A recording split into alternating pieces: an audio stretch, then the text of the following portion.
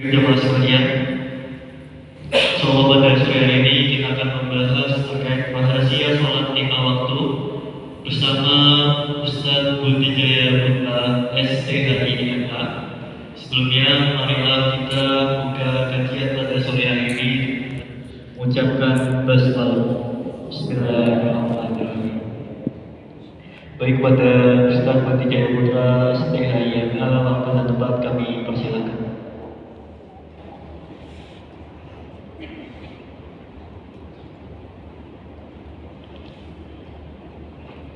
Assalamualaikum warahmatullahi wabarakatuh.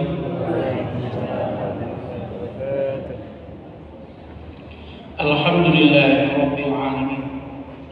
Alhamdulillahilladzi hadana li hadza wa ma kunna linahtadiya laula an hadana Allah. Asyhadu an la ilaha illallah wahdahu la syarika lah wa asyhadu anna Muhammadan abduhu wa rasuluhu la nabiyya ba'dah. Allahumma shalli wa sallim ala nabiyyina Muhammadin wa ala alihi wa sahbihi ajma'in wa man tabi'ahum bi ihsan ila yaumiddin, amma ba'du. Jemaah Masjid Kiai Suja PKUK ingin rahmati Allah Subhanahu wa taala. Alhamdulillah, pada hari ini di awal bulan Juni 2026 kita masih bisa bertemu kembali di kajian rutin Senin sore Masjid Kiai Suja ini. Tema yang sangat menarik tentang rahasia sholat 5 waktu. Pertanyaannya, memang sholat ada rahasianya? Itu pertanyaannya. Salam dan lupa kita aturkan kepada Nabi kita Nabi Muhammad sallallahu alaihi wasallam beserta keluarganya, sahabatnya, dan pada kita semua yang tetap setia kepada salatnya yaitu dinul Islam. Nah, kita awali terkait tentang sholat ini dengan sebuah definisi terlebih dahulu. Salah satu kewajiban yang tidak bisa ditinggalkan dengan kondisi apapun di dalam Islam itu hanya satu, yaitu sholat. Apapun kondisinya, maka tidak bisa ditinggalkan kecuali dalam kondisi tidak sadar atau tidak bisa melakukannya. Salah satu contohnya belum balik atau sedang berhalangan bagi perempuan haid maupun nifas, atau sudah dipanggil Allah Subhanahu wa ta'ala. Kalau masih bisa, sholat itu bisa dilakukan dimanapun dengan kondisi apapun. Tidak mampu berdiri, duduk. Tidak mampu duduk, berbaring. Tidak bisa dengan berbaring bergerak ke kanan dan ke kiri dengan isyarat. Tidak bisa juga, maka minta disolatkan. Nah, itu begitu. Bedanya dengan yang lain. Kalau lupa, ingat, tetap melaksanakan. Ketiduran, bangun, tetap melaksanakan. Dalam perjalanan, tetap melaksanakan. Kondisi sakit, tetap melaksanakan. Termasuk sedang menikah, tetap melaksanakan.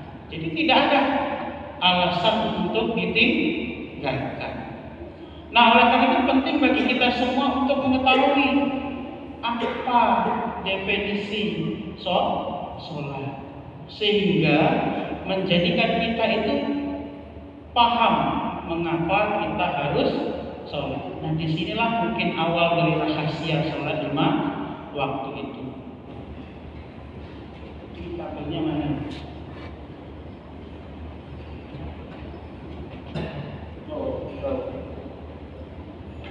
Maknya telinga-telinga ya.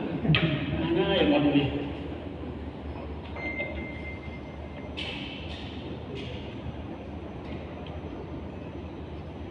Oke. Baik, Bapak Ibu bisa lihat di depan ya. Jadi kalau secara bahasa sholat itu berasal dari kata as-sholat atau artinya adalah doa. Ya. Nah, kata sholat ini secara etimologi artinya adalah berdoa. Nah, oleh karena itu kita bisa lihat ketika kita sholat isinya adalah doa semua. Mulai dari apa? Iftitah. Kemudian al-fatihah. Kemudian ruku. Kemudian sujud. Kemudian tahiyat dan salam. Isinya doa. Nah, sholat juga, kata sholat itu bermakna sholawat. Sehingga kita mendapati dalam Al-Quran, dalam surat Al-Ahzab ayat 56, dan sering juga bapak-bapak dengar ini dibacakan oleh khatib. A'udzu billahi minasyaitonir rajim. Innallaha wa malaikatahu yusholluna 'alan nabi. Ya ayyuhalladzina amanu shollu alaihi wasallimu taslima. Sesungguhnya Allah dan para malaikat itu bersolawat untuk Nabi. Wahai orang-orang beriman, bersolawatlah kamu untuk Nabi dan ucapkanlah salam dengan penuh penghormatan kepadanya. Nah, kata solawat ini berasal kata dari sholat juga. Tapi bukan berarti Allah itu sholat kepada Nabi, bukan. Tapi maknanya adalah sholawat. Intinya apa di sana? Allah merahmati Nabi. Malaikat mendoakan rahmat untuk Nabi. Kita sebagai manusia mendoakan rahmat untuk Nabi. Namun bukan berarti Nabi itu sengsara sehingga harus didoakan. Nah, ini sering sekali Bapak Ibu ada pertanyaan, kok kita disuruh bersolawat kepada Nabi, kok Allah pun solawat kepada Nabi, malaikat pun solawat kepada Nabi, apakah Nabi Muhammad itu sengsara, menderita?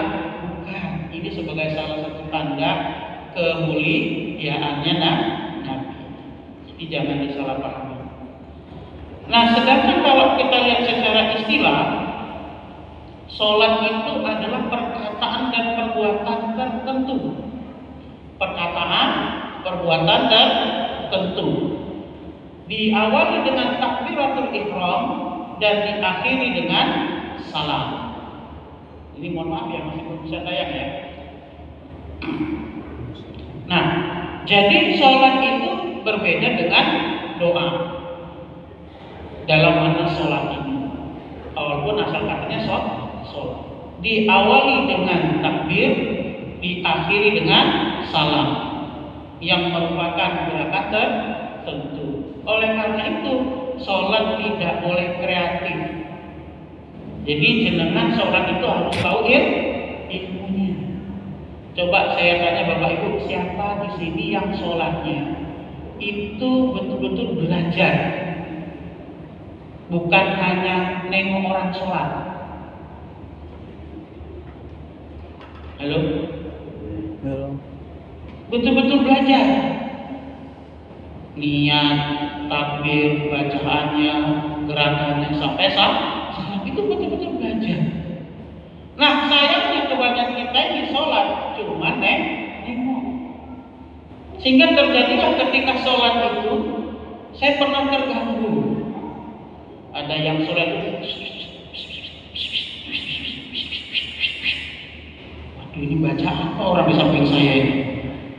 Padahal bacaan kita tuh Al-Fatihah nggak sulit-sulit. Ternyata setelah sholat saya tanya, mohon maaf mas, baca apa? Ya kan? Yang ada di belakang itu cuma Allah Somad, ya kan? Oh, ternyata dia supaya dikira tidak supaya tidak dikira tidak hafal bacaan. Tapi saya bilang, mas nggak gitu juga bunyinya, masa Belum lagi dengan gerakan Bapak Ibu jemaah. Iya kan? Gerakan tuh nggak lagi yang penting dia pernah lihat orang sholat itu ya begitu. Sehingga kalau kita kenapa takbirnya begini? Ya nggak nanti dia pokoknya gitu aja. Nah, padahal sholat itu adalah gerakan tertentu. Maka hukumnya wajib untuk dipelajari, bukan hanya melihat saja. Meskipun hadis Nabi, "Shollu kama ra'aitumuni usolli." Sholatlah kamu sebagaimana kamu melihat aku sholat. Tapi kan kita harus tahu sahabat melihat Nabi gerakan itu bagaimana? Karena kita tidak melihat Nabi langsung. Loh, Ustaz kan sama saja ketika saya sholat lihat orang sholat. Betul. Masalahnya ketika kamu sholat lihat orang sholat, orang yang kamu lihat itu dia juga melihat orang sholat. Sehingga jarum salahnya berkepanjangan. Betul apa enggak? Nah ini makanya pentingnya belajar sholat itu rahasia. Bahwa sholat itu adalah gerakan tertentu yang diawali dari takbiratul ihram dan diakhiri dengan salam. Jadi bukan asal sholat. Rukuknya itu bagaimana? Pak, kok kalau rukuk telapak tangan pegang apa? Lutut. Pernah nggak lihat orang memegang betis sampai bawah banget? Pernah kan? Coba tanya sama dia, dari mana itu dapatnya itu? Sholat melihat kemana? Matanya. Tempat sujud. Pernah lihat nggak ada orang sholat keliling? Pernah lihat? Iya kan?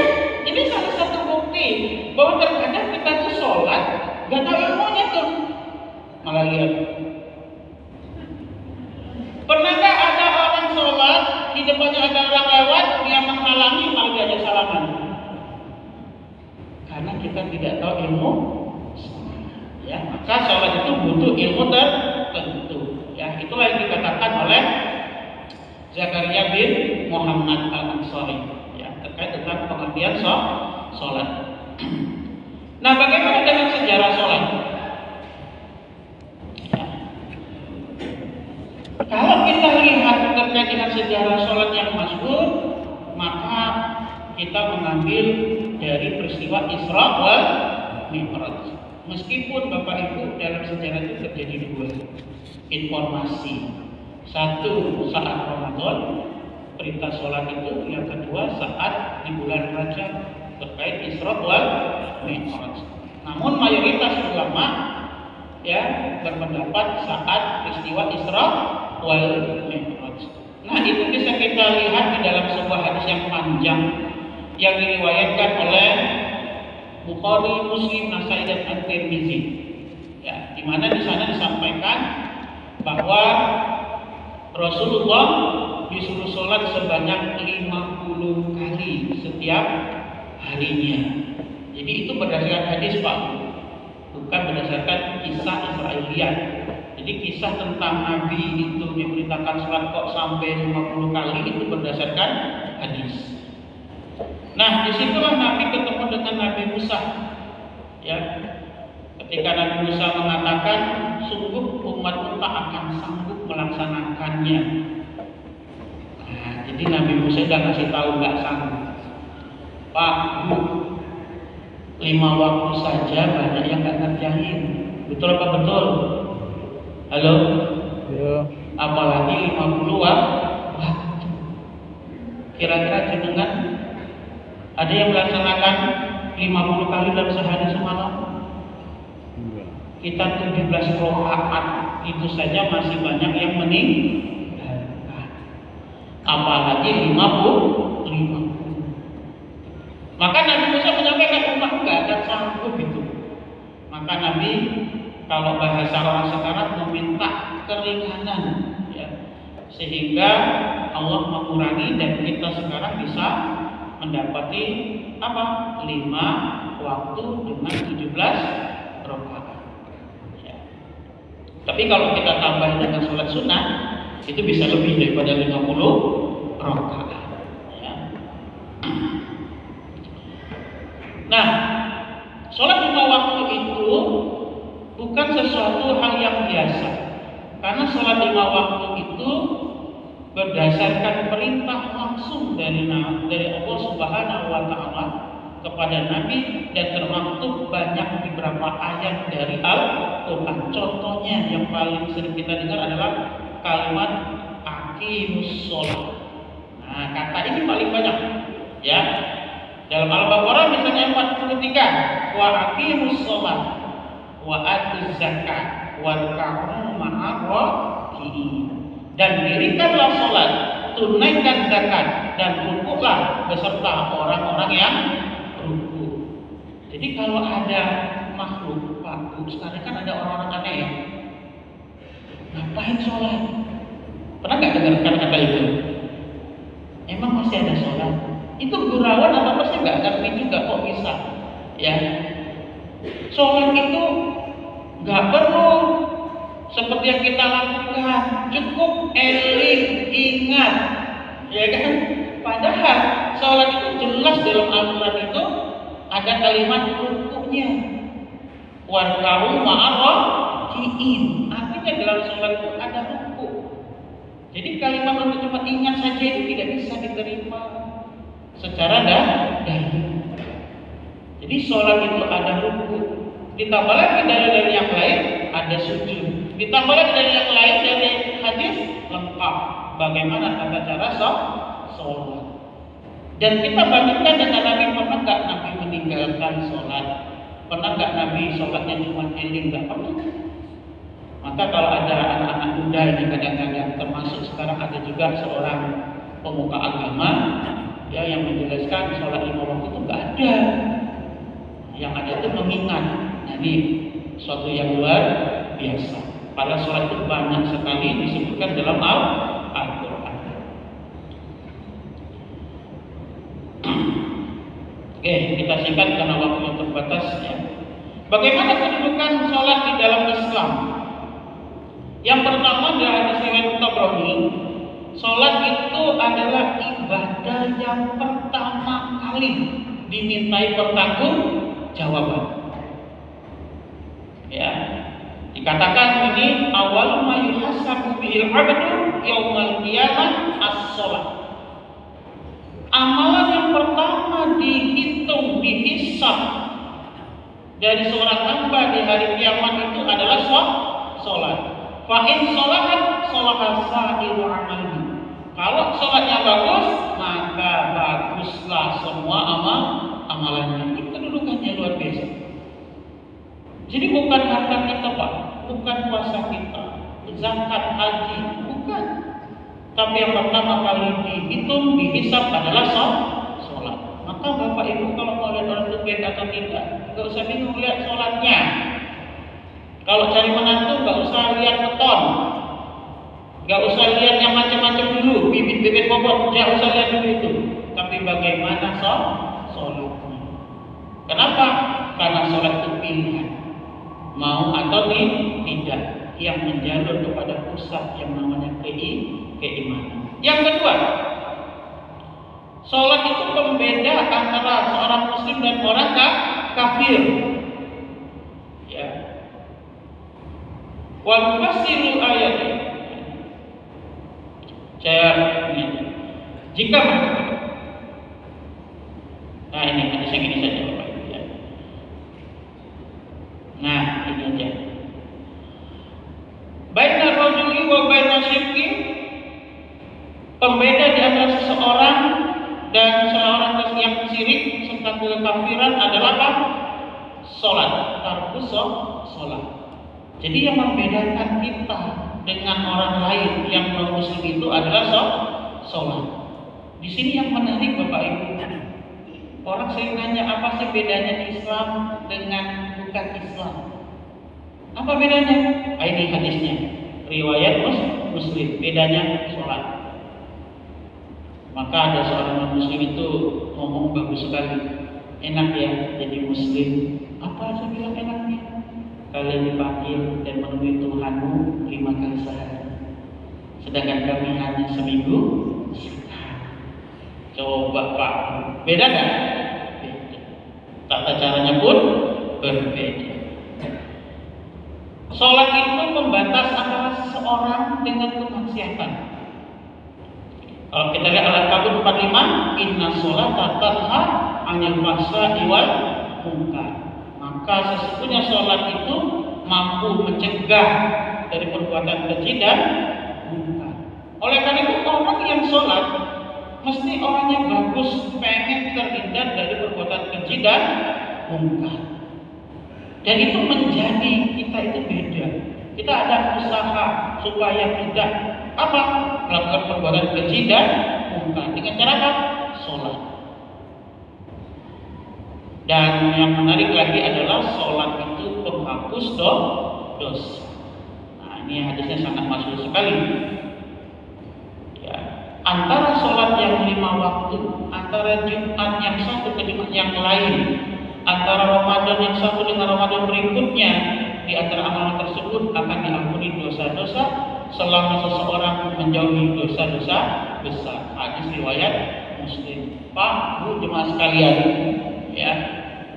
Jadi sholat kita dari subuh ke zuhur, zuhur ke asar, asar ke maghrib, maghrib ke isya, kalau ada dosa di antara sholat-sholat tadi, itu menjadi penghapus.